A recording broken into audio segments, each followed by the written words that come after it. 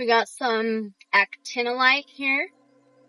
Really powerful for protection, psychic, spiritual, energetic protection. Green, heart chakra, heart protection, heart healing, recalibrating and balancing. You may want to look into actinolite. My aunt is the one who told me about this, and this was in my vehicle when my family and I were in a car accident, and it's still solid in one piece. I try to keep this with me as much as possible. Really beautiful. We're on the move.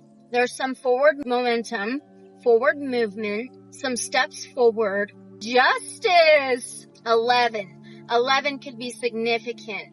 11 reduces to a 2. 2s are choices, decisions, free will. We all have free will. We can steer the direction of our lives. So if you're behind the wheel or not, it's your choice, your decision, your free will. 11th house is ruled by Aquarius. It's air. And air is related to mindset, belief systems, thought patterns, communication. The 11th house is all about friends, community, innovations, humanitarianism, wishes, hopes, and dreams. Since this is ruled by Libra, that's also air. It rules the 7th house in astrology of relationships and partnerships. So there's connections here with community, friends, relationships, partnerships, and air. So your belief systems, thought patterns, communication skills, the subconscious, the brain, the lungs, the throat. Justice, truth, clarity, law, and order.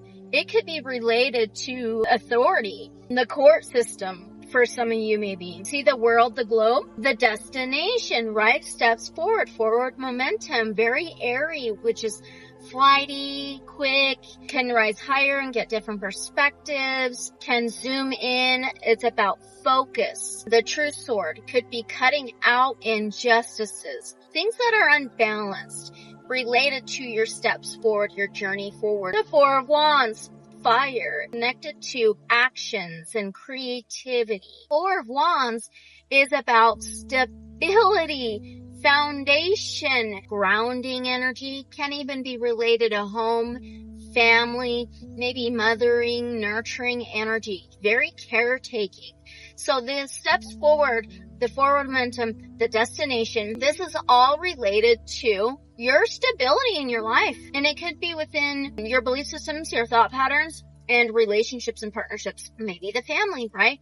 Loved ones, friends. So that could be shifting your stability, the foundation within your relationships, your partnerships, community can be shifting, and your belief systems, right? Now you got the Queen of Wands, fire energy, called the Mother of Wands. We just had the Four of Wands. That's caretaking, mothering energy, and home, family. So this could be a maternal figure for some of you. If not, it's just like divine feminine. But this is the master manifester of the queens. She takes action. She's action-oriented, goal-oriented. She's got a very powerful imagination, and she reclaims her power. Okay, the snake, the eggs could be very significant. We talked about possible injustices, maybe lies, the court system, bringing in balance, law, and order. Maybe snake energy. Maybe there's a snake within the family, community, friends. You are reclaiming your power back. This is a call to do that if you haven't yet. And this is shining your light. This can be in the spotlight literally, or in the spotlight like universally, spiritually, and energetically.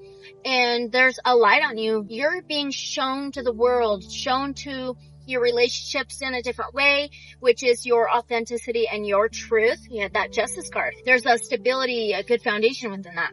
Then you've got the World, another major arcana. This is the number 21. So 21 or 3 could be significant. The third house in astrology is ruled by Gemini, which is also air. So we have all air signs connected here in this reading. So Gemini, Aquarius, Libra, all about the mentality, thoughts, beliefs, communication, subconscious, what you're thinking. The third house is possible cooperations, your mentality, transportation journeys, and technology. You're traveling, you're moving forward. This is a journey. Earth energy, very grounding, material, intangible, physical. World card is your journey. This is travel, forward momentum.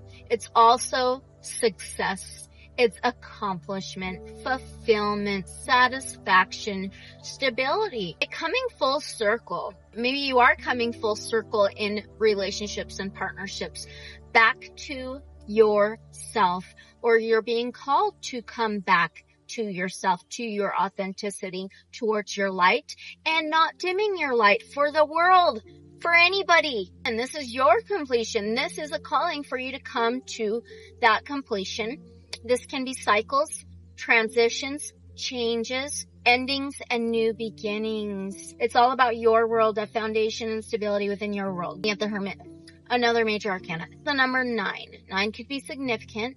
9s are almost to a completion, a reflection on your past journey, being present in the moment and looking back, but also allowing for a completion to happen. 9th house is Sagittarius ruled fire. And the 9th house is all about higher learning, higher education, higher perspectives, long distance travel, philosophy, and it's faith, surrender, and trust. The Hermit card is ruled by Virgo, Virgo's earth energy, and it rules the 6th house of daily routines, boundaries, health, wellness, the body, and organization. And turtles could be very significant. Candle, that light, we had the Queen of Wands, right? So this is actually going within to do the inner work, to do the inner healing, for you to find your inner light, your inner spark. That candlelight could be significant for you to light the path to move forward, to see things clearly. But it's introspection. There was just a bunch of sirens. Maybe a rescue could be involved. The only person that can rescue you is you. Nobody else can save you but you and God, right? There were 2 sheriffs with their sirens on. So 2. We started off with a 2 with that justice card, 11 and 2. Now, you're the only person that can save yourself and do the inner work and healing. That's what will come to this completion, this fulfillment, for an ending of cycles, repeated cycles that are not balanced, that are not stable, that doesn't have a good foundation for you to move forward with towards your destination. I can hear the sirens. Let me know if you can hear them. I wonder if it's the ambulance this time. Boom, it's the ambulance. So you're the only one that can rescue yourself. Yes, you do still have support and guidance, but we all have free will, right? You still have your angels, your spirit team, the universe, God. It's an allowing of full surrender, faith, and trust that we talked about. Oh, fire truck. Wow, you're the only one that can extinguish fires, repeated cycles, and patterns that do not serve your highest good. Then you got the 4 of Swords. This is air energy. The 4 of Swords is rest. And it's also look at the lamb, you guys, with the light, the sun of God, Jesus, Christ consciousness, abundant love, new earth. Another one. Another cop, highway patrol. The 4 of Swords is rest, recuperation, laying down your weapons, removing yourself from the fight, from the inner fight, the inner battles, recuperation for you to get back up refreshed. This can be dreaming, retreat. Yeah, dreams in some ways. So maybe pay attention to your dreams. Another siren, another smaller fire truck, and I just seen a clock tower. Right now it's 3:06. A 9 again. So 369 are known to be the most powerful manifesting numbers known to work with. This is about how you're manifesting. We manifest all the time. So it's about becoming aware, changing your belief systems, your perspective on how you manifest, and repeat same cycles for bring balance in, right? Oh my goodness, the 10 of Swords. Huge confirmation. This is air.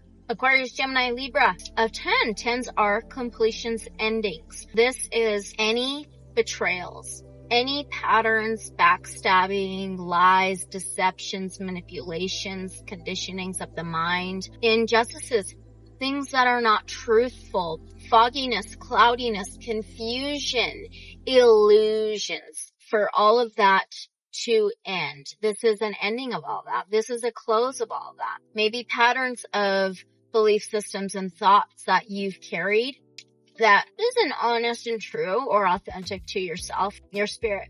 Then you have the Five of Pentacles, Earth energy, Taurus, Virgo, Capricorn. Fives are changes, cycles, transformations. Sometimes they are challenges and conflicts. It all depends on how we deal with changes and cycles, right? This can be, oh my God, another police officer.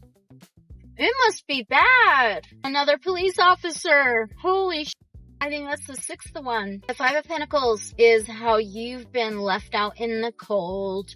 It can be related to divorce, loss, sorrow, regret, grief, separation, isolated energy. And this can be cold, stagnant. It can be related to winter time. It could even be financial, material loss in some way, or not very prosperous, abundant, or comfortable in your material world.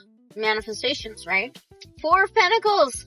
Holy cow. This is really interesting because the Four of Pentacles, also Taurus, Virgo, Capricorn, this is blockages. Material, tangible, physical, maybe financial, or just values, stability, being held up, held back from you. It can be clutching on to things so tightly that you suffocate your seeds. That rose was dying in the Five of Pentacles. Lack mentality. What you're lacking, what you're isolated from, separated from, blocked, stagnant from, growing with, hoarding, an obsession of overthinking maybe, or clutching on so tightly you can't grow or let your seeds grow, which is your manifestations, goals, successes.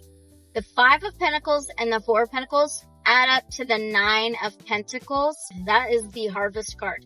That's where your seeds have already sprouted and the fruit is ripening, and it's stability.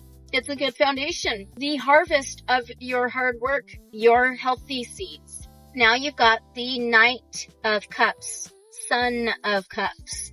So maybe some of you do have a son. If not, that's okay. The knights wear the armor, pretty protected. But the Knight of Cups wears his heart on his sleeve. He can be a romantic. He's compassionate, generous, kind, caring, takes care of people. He listens to people and their feelings and emotions, and he's very connected to his heart. It's all about joy and feeling good. This new cup of love, a cup offered with compassion, reminds me of Jesus, like the chalice, the cup of love, which is of abundant love, light, fulfillment, alignment, prosperity, abundance in all ways. Feeling good and always doing things out of love. Always having the intention of good, of love. As always, just take what resonates, leave whatever may not resonate. Use your discernment. Thank you so much, and I will see you guys in the next one. Bye!